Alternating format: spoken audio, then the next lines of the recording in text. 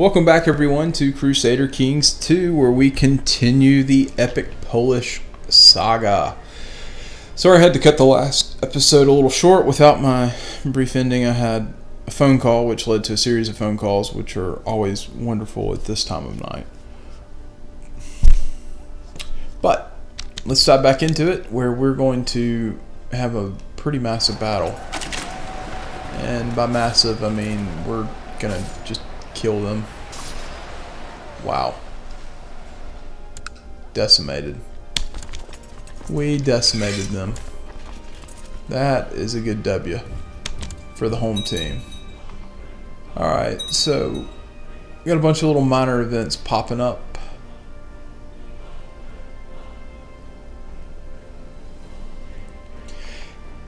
You know, one of the things that I don't pay enough attention to are those minor events, but in the last episode we had some, it looks like maybe an Andalusian revolt. Yep. And then of course you've got the revolt in Aquitaine, Alba, which is basically I think a play on Albion, has popped out. Alba's pretty freaking strong. You know, you think they control most of the British Isles. They control a chunk of what is modern-day Norway and Sweden. And once again, we have people trying to break into Krakow. So we're going to go to Krakow and kill them, because that's what a good king should do. And am I right? Let's tell our troops to run out of the castle. And just like that, these guys just get waxed. And basically we capture a guy, and that's good news for us. We can basically send the regulars home, send the barbarians, really the raiders, we'll call them barbarians, send them packing, and that's what's going on. Is my wife pregnant yet? Look, lady, you're like 18. Go ahead and like have a kid or something.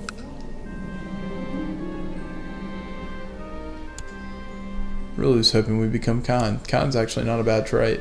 We do need to pick an ambition, see the realm prosper, build a war chest. Let's pick Griminaire. So she's finally pregnant. This is fantastic. Pregnant. There may be some hostiles. There definitely are some hostiles. So we're gonna go fight said hostiles, because that's what this game has turned into.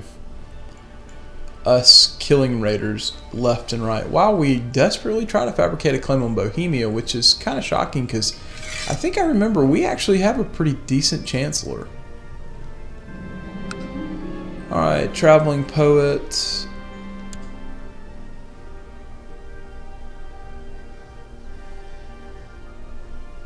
He can stay as long as he likes. Here we go. And we ride in to save the day. Nice little victory. And just like that, they are sent well on their way. Yeah, so I think I've talked about it for several episodes. We're going to have to dismantle Bohemia. I'm not so sure that there's going to be a really great diplomatic solution. Technically,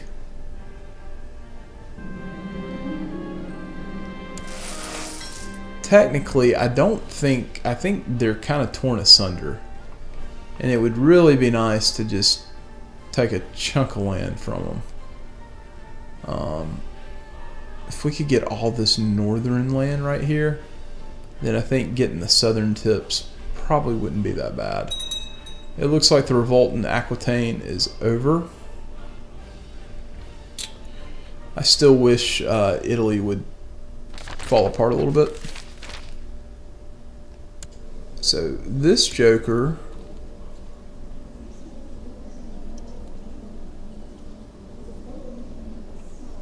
has created a new realm for the Hungarian people. That is really fascinating. And I'm not so sure if it's fascinating in a good way. It's just, golly, they are so stinking spread out. It's unfortunate for them. So we have a son. He has no negative traits. Doesn't have any positive ones. So we're going to pay a ton of money. And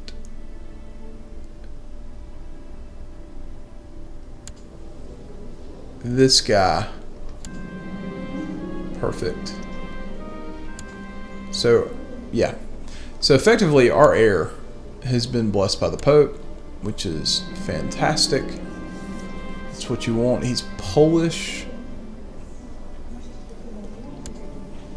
and yeah, hopefully we'll groom a really good heir,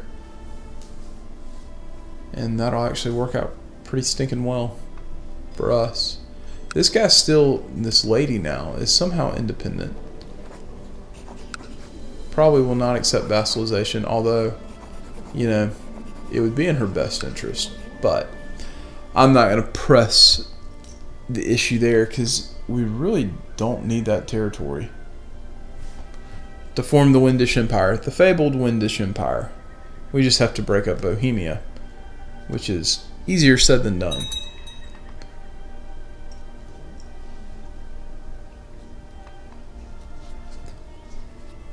Especially since we're Catholic and we have to fabricate claims and just a ton of reasons like that. I mean, this conversion to an EU4 game is going to be pretty interesting for many reasons. Number one, the Byzantines are going to be in a stinking primo position unless something just absolutely wears them out. Andalusia in and of itself is very fascinating. Ghana's in a pretty good position. If Ghana could somehow get a contiguous empire running along this stretch, you know, that wouldn't be real bad for them. And then, of course, you got Protharia, which looks pretty good. And then you got Pritisaga. Let's see, Pritisaga,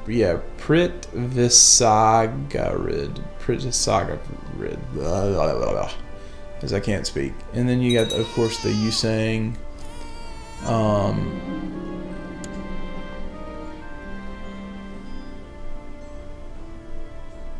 Bashikaria. How the mighty have fallen. But yeah, it's very interesting because you got a lot of big centralized nations, unlike, you know, some of these that could pop out some little ones. So yeah, I mean, I don't want to say it's going to be a boring EU4 game because by all means it's not. It's just one that this game has led to an immense amount of centralization, which is okay. I mean, that's fine. That's real fine. What I do know is we need to put ourselves in the best position so when we do play that game, it won't be a complete loss on us. Alright, let's check the time. I feel like I babbled. Because I did. But we're hunting. We're trying to find that white bear. That elusive white bear.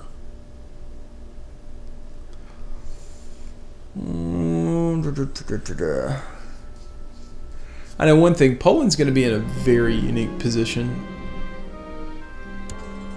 Oh, did we get humble? Humble's a great trait. Our wife likes us. But she's stressed. That's not good. And our son gained martial on his first birthday. That's acceptable.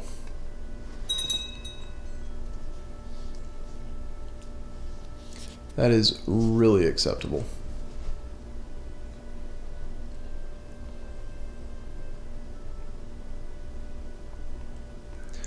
Alright, so we have some money now, and I think we can probably look to start pumping money into our other holdings. I think we're just going to go the cheapo route now. and make sure that the castle fortifications are up to snuff and where they need to be,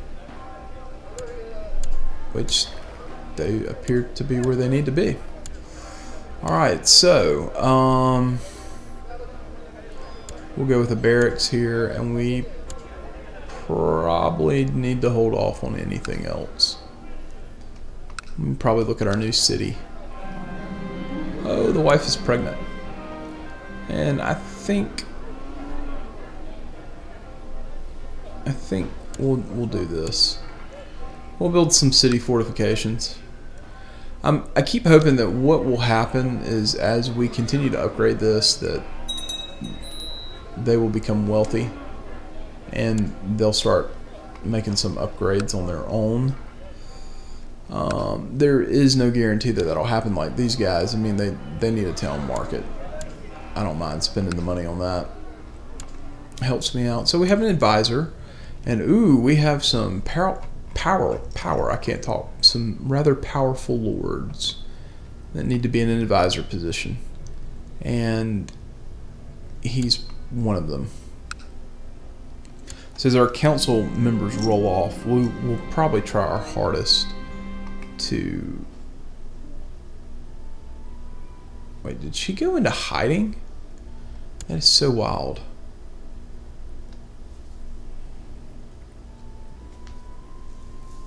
I mean, I guess good for her. A blessed has passed. Am I related to this blessed? Nope. I'm not, but apparently they're pretty pious, or at least she was. Alright, come on. This is crazy. You should have a pretty high... Yeah, almost a 20% chance to fabricate a claim. I mean, that the math behind that, you know, is basically once every 6 years you should pop out one. And I feel like it's been close to 6 years. Yeah, I mean, he's 22. So, there we go. We had some usurping of a county.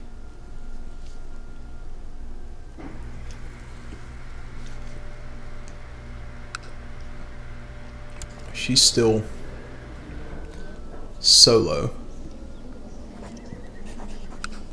Won't accept vassalization.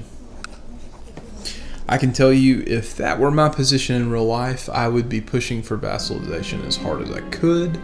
Let's see, my wife. New clothes. Yeah, she can have new clothes. Why not? She's the queen.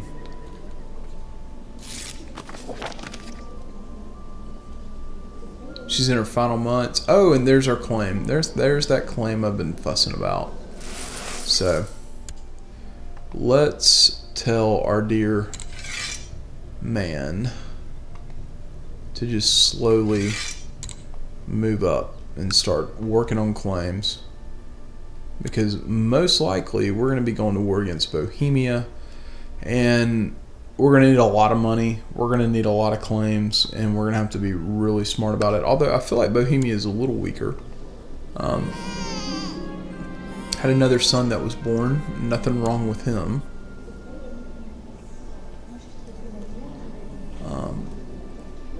Let's go back to look at the King of Bohemia. He is actually really not as strong as I thought he would be.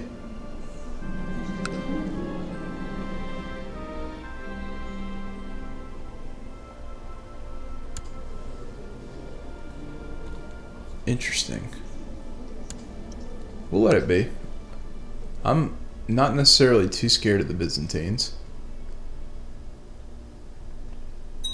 At least I don't think I am. But yeah, we need to save as much cash as we can, and based on what we border, we could probably get 1, 2, 3, 4, 5 claims. That would be a big pickup for us. And well, actually, we can get 1, 2, 1, 2, 3, 4, 5, 6 claims. If we could take all 6 of those in a war, that would be big enough to allow us to work south. And in the see, yeah, that's why we're not afraid of the Byzantines. We name our dog. Got a hunting dog. It's another good thing. Those hunting dogs and those cats help keep you alive. But yeah, I'm not too worried about that. I'll tell you what is going to be interesting is in the event that Sardinia and Corsica ever just completely falls apart, it's going to get real interesting. And France is going to have a very interesting game in and of themselves, because I don't think they control... Do they control Paris? They don't control Paris. Which is just beyond nuts to me, but... there are an immense amount of things in this game that are beyond crazy. Let's see how our son's progressing. He's 2. Oh, it looks like on his 2nd birthday he gained 2 martial and 1 intrigue. I really can't ask for a whole lot more. I'm hoping he will be groomed to be a rather good king, considering that he's not having to grow up up here where his father grew up, and he gets to grow up in Krakow, which is far more cultured, so to speak, than some other parts of our realm.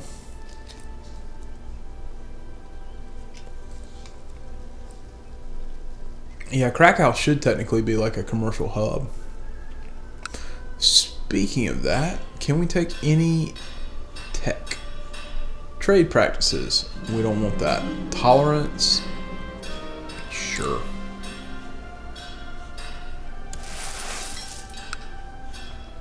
Tolerance should help us with these vassals. In fact, there's only one that really doesn't like me. And it's this guy, who literally poses no threat whatsoever. At least not right now. Perhaps. No, you still won't take that. So this is our eldest son, and he gains another martial. That's good news. Alright, so in the waning, he gained another martial, and he also gained some stewardship. Not bad for a 3-year-old. He's got an uncle that I'm pretty sure isn't any better. Is this the stupid brother? This is the stupid brother? The stupid brother actually turned out better than expected. So we get 50 military tech points. And we're still a ways away from military organization, which would be amazing. But that's okay. Perhaps you would accept vassalization? No. You still say no. That's okay, though.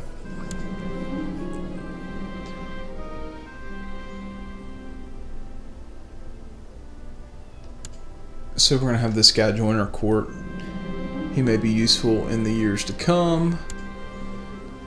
Oh, he's going to be really useful. He'll be a good commander.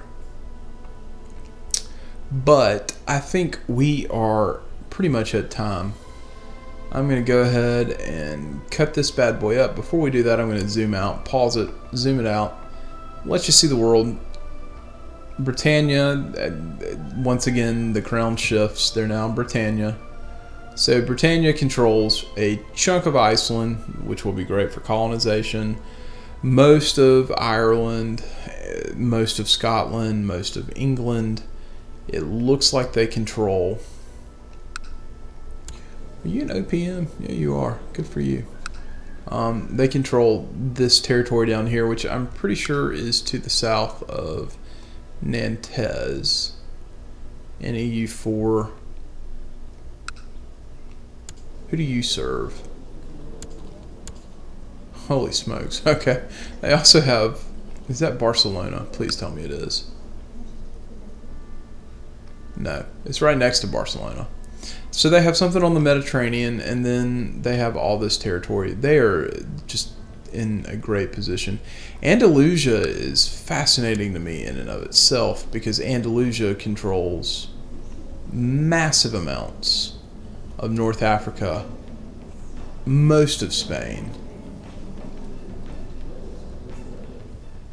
I want to point this out, most of Spain, and then parts of the Middle East.